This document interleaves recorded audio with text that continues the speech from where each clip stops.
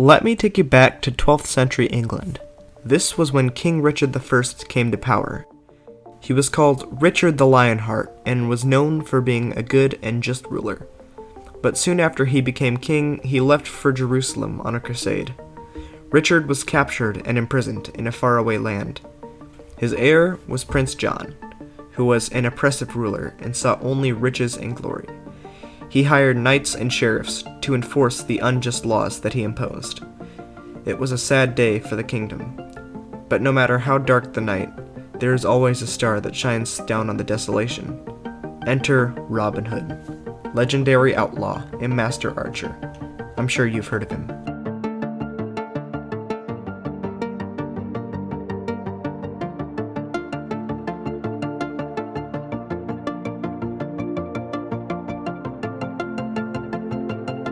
My name is Logan, and you're watching Between the Lines, presented by Fantastical.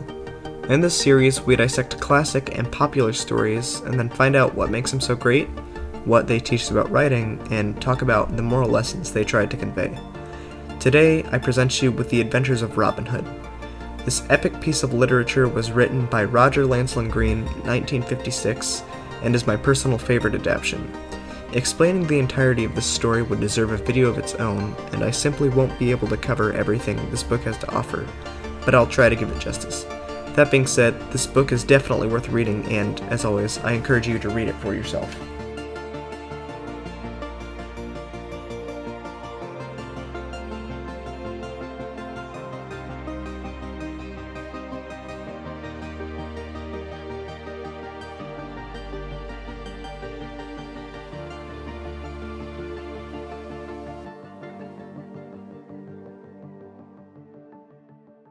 So, Robin Hood, the man who stole from the rich to give to the poor.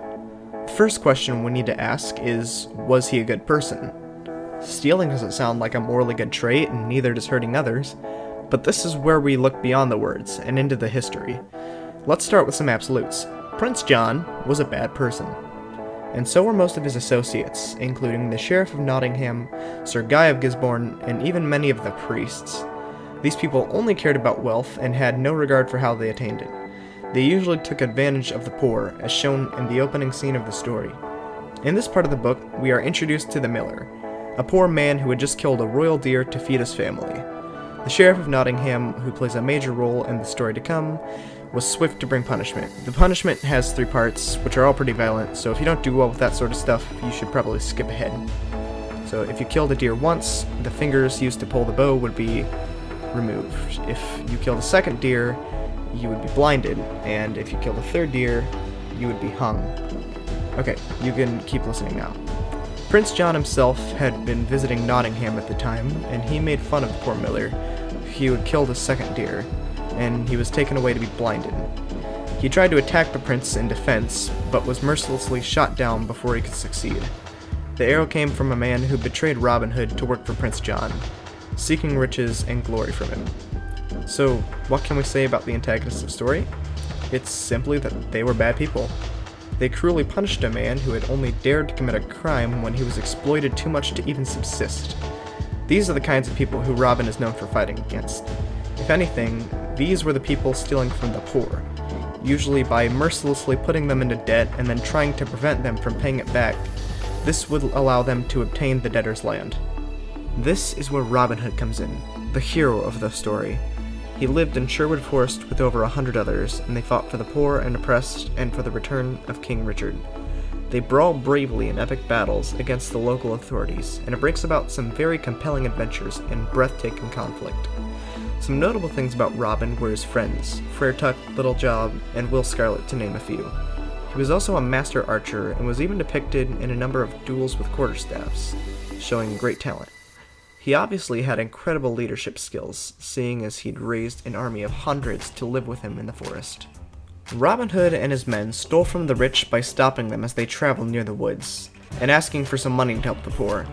The rich would always reply by telling them that they did not have enough money, and the foresters would search their bags, finding vast sums of gold and silver, which they would keep for their own purposes. On the other hand, they would reward the honest folk with money, and help pay off unfair debts for those who needed help. Hence, giving to the poor.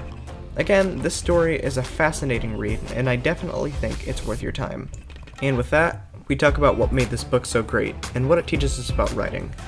Robin Hood was a superhero of sorts, with incredible fighting skills and unmatched cunning.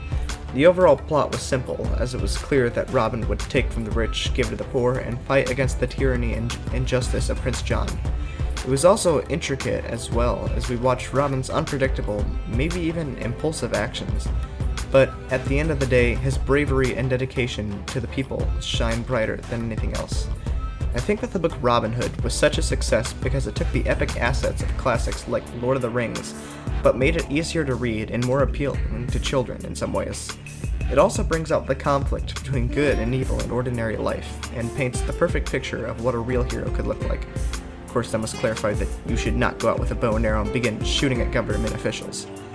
It depicts a brave group of young men and women who were faithful and loyal to their cause. It sets off the burning passion for good defeating evil, and brings out a longing for justice. That's what you can apply to your own stories. Make the reader feel enraged at the villains, and inspire a sense of heroicness within them. Harness the burning passion that God has given them, and provoke a sense of urgency, and even despair. And through that despair and chaos, always display the valor of the hero. Think of their sword flying through the air, or the desperate last stand. Crystallize bravery, loyalty, and hope. Make the reader want to fight for justice themselves. And that leads us to the next part. What moral lessons can we learn from this story? The first, to fight for your cause. I don't mean physical violence, of course, but rather civil means. Robin Hood fought many battles, but not all battles needed swords. And Robin's fights, as epic as they were, brought him plenty of grief. He lost friends, many of them to death. And that's what Robin Hood teaches. The moral of the story is that it's easier to lash out and fight against the enemy, but just maybe, the more effective strategy is to invite them to dinner. The Union won the Civil War when Commander-in-Chiefs Ulysses S. Grant and Robert E. Lee sat down and made an agreement, wasn't it?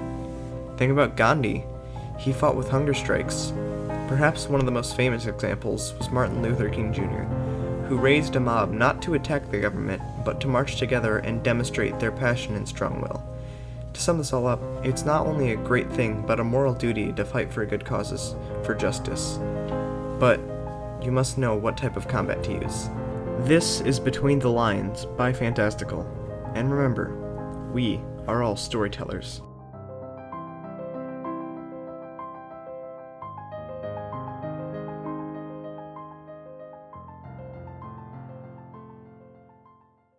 If you clicked on this video, then you probably enjoy books. Now, I know what you're thinking, and no, this isn't a sponsorship, at least not a traditional one. I want to make this promotion to support and hopefully grow the following service. Of course, I got the owner's permission before advertising. Alright, so let me introduce you to Geeke, a free online place to connect aspiring writers to faithful readers. On this website, you can upload your own stories and show them to the world. There are no memberships, no subscriptions, it's purely a place to share your work. Geeke is independently owned and programmed, and is a great way to get feedback on your work and find other independent authors. What's more, Geeke has a Discord server called the Bibliomanian Empire. This is a relatively small but amazing community. Here you can find a place to show off your books, talk about your favorite stories or shows, or whatever else you're a fan of, and have amazing conversations with people who share your interests.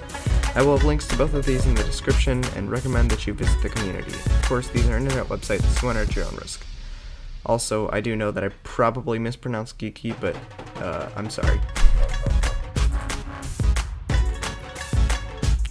Hi there, you've reached post-video Logan. Thanks again for watching the first episode of Between the Lines, and if you want to help me out, I encourage you to comment about what I did well and how I can improve. You can also use the email listed on my channel's About page to give suggestions, requests, or interests in collaboration. I'll respond as soon as I can. As for uploading schedules, it's going to be a bit crazy, particularly over the summer, as I've got a lot of projects going on. However, I'll try to keep working on videos. Special thanks to the Shammy for looking over my scripts, and these videos wouldn't be the same without him. Thanks again for watching.